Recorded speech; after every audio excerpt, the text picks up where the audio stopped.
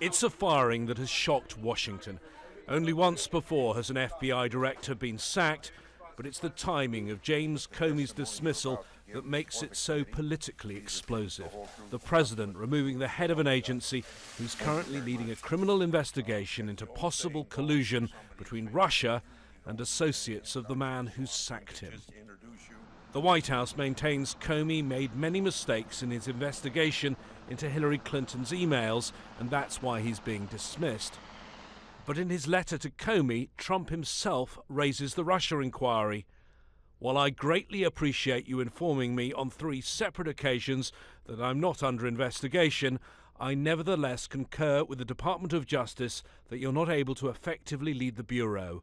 You are hereby terminated and removed from office effective immediately. The letter firing Director Comey was hand-delivered here to FBI headquarters by one of the president's closest associates, Keith Schiller, who was, until the election, Trump's personal bodyguard. But Comey wasn't here to receive it. He was on official business in Los Angeles and only discovered he'd been sacked while he was watching television. Comey had been due to make a speech.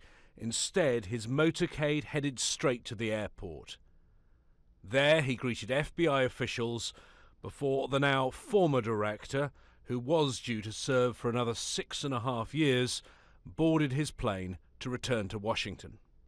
On Capitol Hill, there was shock and anger. Many Democrats had criticized Comey's actions during the election, but they were deeply suspicious about why he was being fired now. We know the FBI has been looking into whether the Trump campaign colluded with the Russians.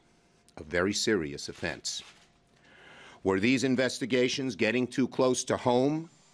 President Trump's nearly 4 months in office have been controversial, but this is almost certainly the most controversial decision yet, a political bombshell that will reverberate for a long time. James Bays, Al Jazeera, Washington.